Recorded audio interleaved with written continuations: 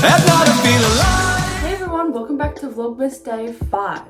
Now today isn't a vlog. Today is actually something a little bit different, but I had it on my list and I wanted to find the perfect time to do it.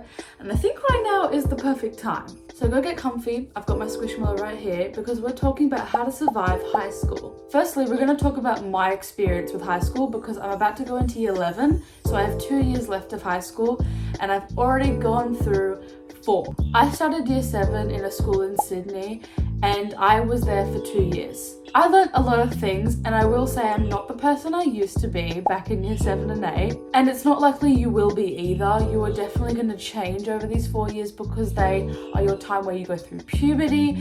Teenage years are hard. Year 7 was my year where I learned that crushes are going to be mean sometimes and you're going to have a lot of heartbreak. I think learning is the best thing you can do because it means that you won't make that mistake again, or you'll be prepared for that to come. Year 8, I had a boyfriend, which was a very good experience, and I feel like if you have a relationship when you're young, it does help you learn how to act when you're older. But also having a partner comes with a lot of responsibility. I'm talking like you have to now, pay attention to this person all the time.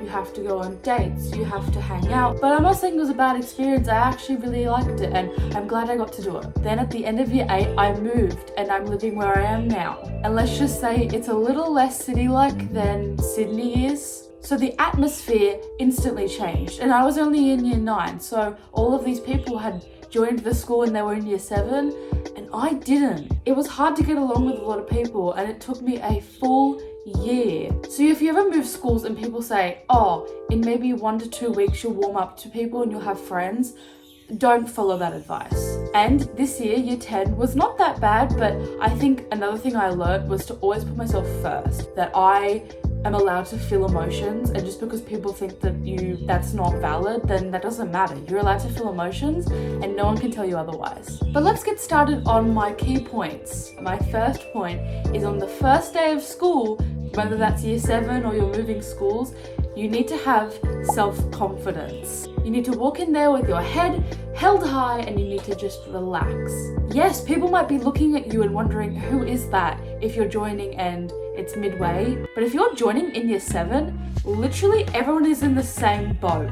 No one knows each other. Maybe a couple people are aware of each other, but a lot of people are not going to know anyone else. My second point is to not pack every single item that you think you're going to need. Every single year 7 does this, and while it is a staple memory, I think that it's better to not pack everything because your back's gonna hurt on the first day.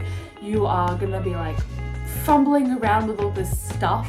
You don't have to bring everything from home, I promise you. It's just gonna be the first day, you won't do much. My third point, introduce yourself. The worst case scenario is that they think you're weird for saying hello. Oh well, at least you've dodged a bullet and you're not gonna talk to that person ever again. Just get out there. They might be your best friend or they might not. It doesn't matter, and I promise you, no one's gonna remember if you said it or not. This next point might be something that you experience later on, but it is very important to know firsthand. If you're in a friend group and you start to feel very excluded, it is better to leave the friend group and not have any friends than to feel ignored and be treated terribly. If you're in a toxic friend group, people are going to think you're part of that toxic friend group and you're not even part of it. They're ignoring you or they're treating you badly. This one kind of ties into the last comment, but don't be a bully. There is no point in being a bully because it doesn't benefit anyone. It's literally so immature and there is no point in doing it. It just shows that you don't like yourself. And if you truly do not like yourself,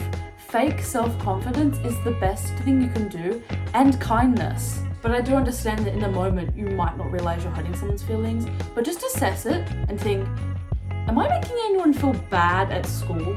My next one is don't stand out too much in the beginning, but also put yourself out there. Be yourself. It doesn't matter if people think you're weird for doing that. You are you, and there is no reason that you have to mask that. My next one is to read the room. You really have to pay attention to if your friends like you or not. Maybe your friends are making excuses on why they aren't inviting you to things. or they're making snarky comments about your body, literally anything mean. If they're giving off those hints without actually directly telling you, hey, we don't like you, then you should leave. But sometimes it is no one's fault and people just don't click together. And if you're noticing that you don't click with your friend group that well, or you have nothing to talk about really because you don't share the same interests, there will be people out there with the same interests as you.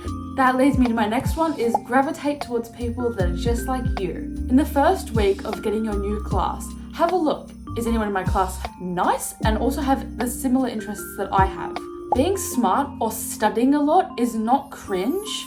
It's super important and actually you're super cool. School is about being social, but it's also about learning. You'll get better at doing other tasks that are not to do with school.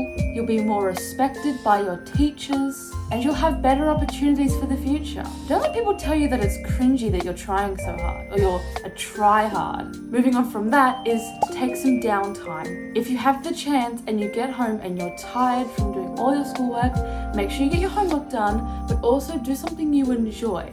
Do something that's gonna reset your brain and it's gonna make you feel a little bit happy. It's gonna relax you so you're ready for the next day. And my last one is to respect your teachers if they're respecting you. Obviously on the first day, if you walk in and your teacher's like disrespecting you, I mean, that's not fair. But if they are trying their best to be respectful to you and they're doing everything they can to make sure that you're getting the best out of their class, then you should respect them because they're giving you equal respect.